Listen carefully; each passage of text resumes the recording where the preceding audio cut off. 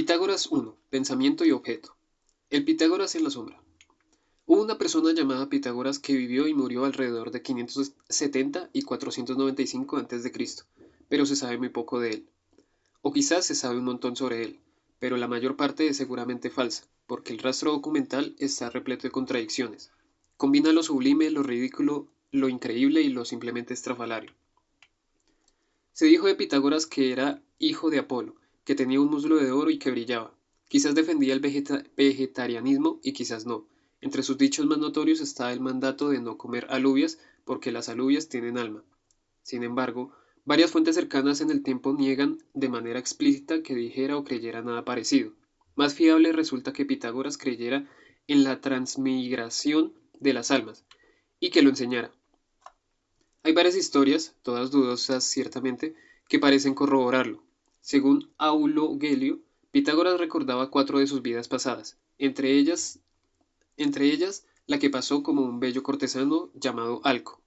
Genófanes cuenta que Pitágoras, al oír los aullidos de un perro que estaba recibiendo una paliza, se apresuró a detenerla asegurando que había reconocido la voz de un amigo fallecido. Pitágoras también, como haría San Francisco siglos después, predicaba a los animales. La enciclopedia Stanford de Filosofía, un recurso en línea gratis y extremadamente valioso, lo resume así. La imagen moderna y popular de Pitágoras es la de un maestro de las matemáticas y la ciencia. Las evidencias cercanas a su época muestran, sin embargo, que, aunque Pitágoras fue famoso en sus días e incluso 150 años después, en la época de Platón y Aristóteles, no era en la matemática ni en la ciencia en lo que se basaba su fama. Pitágoras era famoso, primero, como experto en el destino del alma después de la muerte y enseñaba que el alma era inmortal y pasaba por una serie de reencarnaciones. Segundo, como experto en el ritual religioso. Tercero, como un remedio milagroso que tenía un muslo de oro y podía estar en 2 sitios a la vez. Cuarto, como fundador de un estilo de vida estricto que preconizaba restricciones dietéticas y una autodisciplina rigurosa.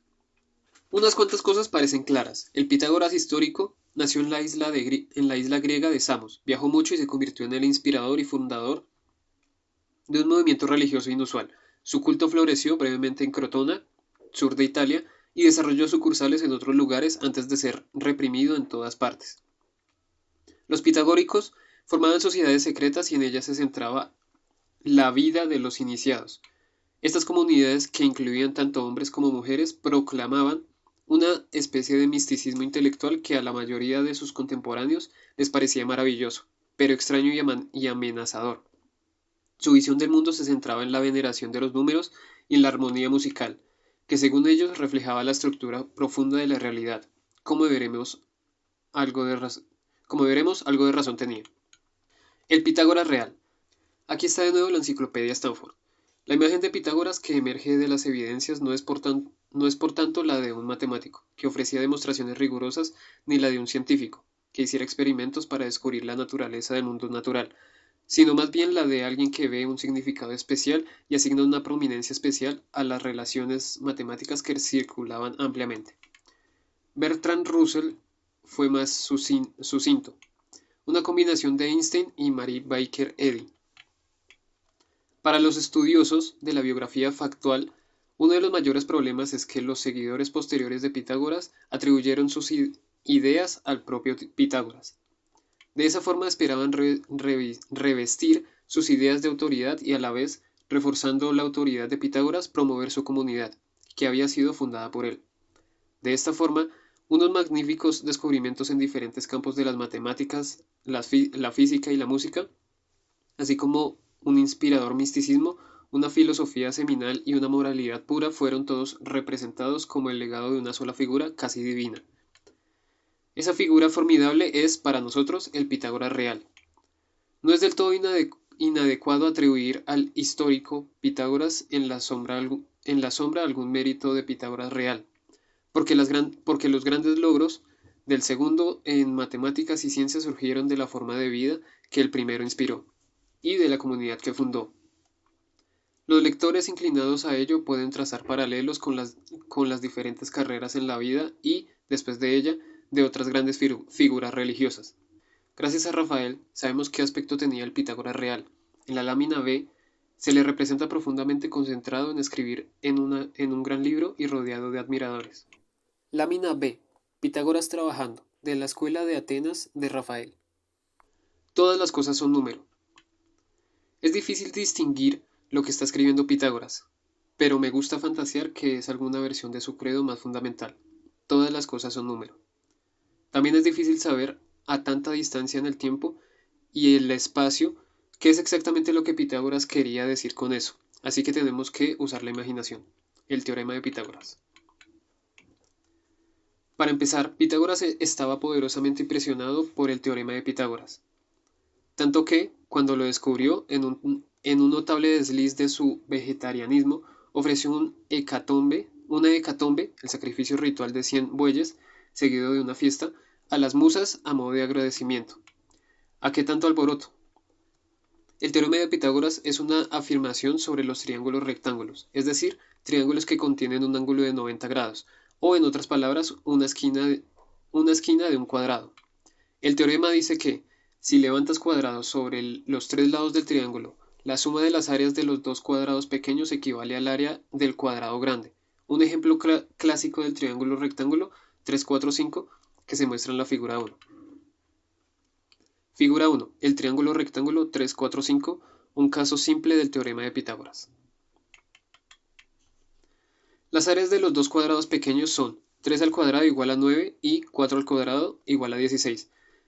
Como podemos ver en el espíritu pitagórico, contando las subunidades, el área del cuadrado mayor es 5 al cuadrado igual a 25. Y verificamos que 9 más 16 es igual a 25. El teorema de Pitágoras ahora nos resulta familiar a la mayoría de la gente, aunque solo sea como un vago recuerdo de las clases de geometría del colegio. Pero si escuchas un mensaje como si volvieras a empezar con los oídos de Pitágoras, por decirlo así, te das cuenta de que lo que dice es totalmente deslumbrante. Te dice que la geometría de los objetos incorpora relaciones numéricas ocultas. Te dice, en otras palabras, que el número describe, si no todas las cosas, al menos sí algo muy importante sobre la realidad física, en concreto los tamaños y las formas de los objetos que moran en ella. Más tarde en esta reflexión trataremos con unos conceptos mucho más avanzados y sofisticados, y tendré que recurrir a metáforas y analogías para transmitir su significado. La alegría especial que uno encuentra en el pensamiento matemático preciso cuando los conceptos definidos con nitidez encajan juntos a la perfección, se pierde con la traducción. Pero aquí tenemos la oportunidad de experimentar esa alegría especial. Parte de la magia del teorema de Pitágoras es que uno puede demostrar con una preparación mínima. Las mejores demostraciones son inolvidables y su recuerdo perdura toda la vida.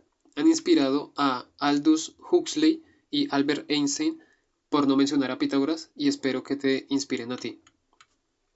La demostración de Guido. Así de simple.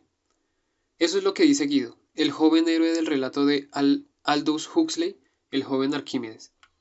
Cuando describe su demostración del teorema de Pitágoras, la demostración de Guido se basa en las formas representadas en la lámina C. Lámina C. Así de simple. El teorema de Pitágoras de un vistazo. El juguete de Guido. Expliquemos lo que a Guido le resultaba obvio de un vistazo. Cada una de las dos imágenes contienen 4 triángulos de colores que son iguales en una y otra. Todos los triángulos de colores son rectángulos y todos tienen el mismo tamaño.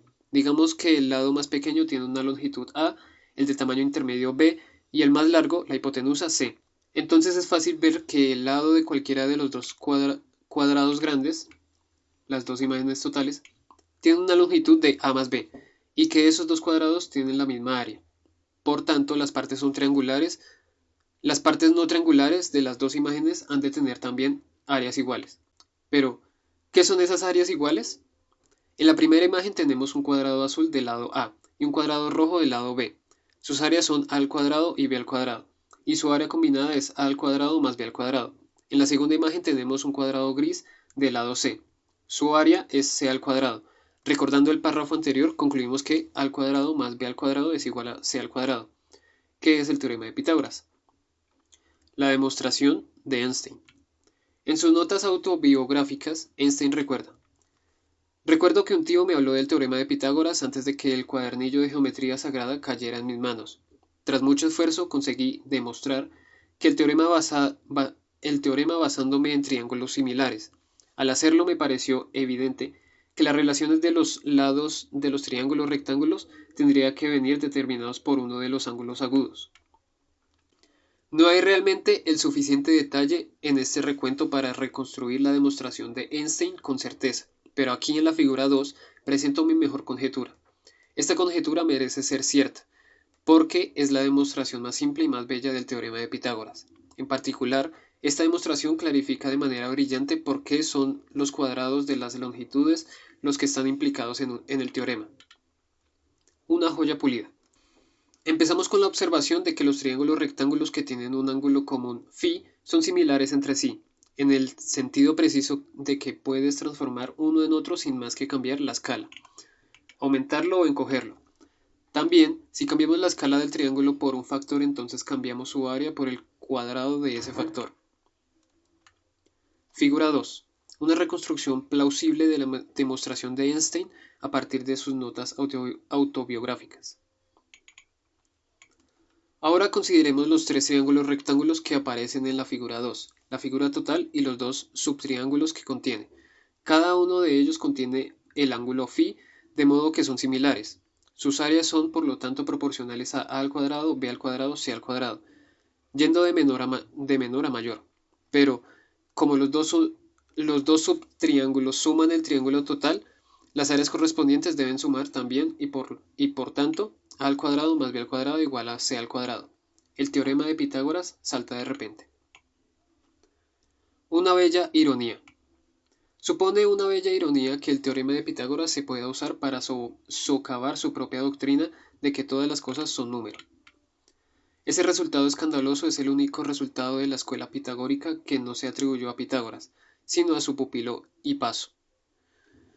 Poco después de su descubrimiento, Hipaso se ahogó en el mar. Si su muerte debe atribuirse a la ira de los dioses o a la de los pitagóricos, es objeto de debate. El razonamiento de Hipaso es muy inteligente, pero no demasiado complicado. Demos un paseo por él.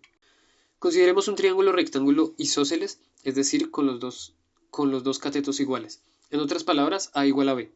El teorema de Pitágoras nos dice que 2 por A al cuadrado es igual a C al cuadrado. Ahora supongamos que las longitudes A y C son números enteros. Si todas las cosas son números, más vale que lo sean, pero hallaremos que eso es imposible. Si tanto A como C son números pares, podemos considerar un triángulo similar a la mitad del tamaño, y podemos seguir reduciéndolo hasta que alcanzamos un triángulo donde al menos uno de los dos, A, C, es impar. Pero sea cual sea nuestra elección, llegamos a una contradicción. Primero supongamos que C es impar, entonces también lo es C al cuadrado, pero 2 por A al cuadrado igual a C al cuadrado es obviamente par, puesto que contiene un factor 2, de modo que podemos tener 2 por A al cuadrado igual a C al cuadrado, como nos dice el teorema de Pitágoras, contradicción. Alternativamente supongamos que C es par, digamos que C igual a 2 por P, entonces C al cuadrado igual a 4 por P al cuadrado. Entonces el teorema de Pitágoras nos dice, después de dividir ambos lados de la ecuación por 2, que A al cuadrado igual a 2 por P al cuadrado, y por tanto A no puede ser impar, por el mismo razonamiento que antes, contradicción.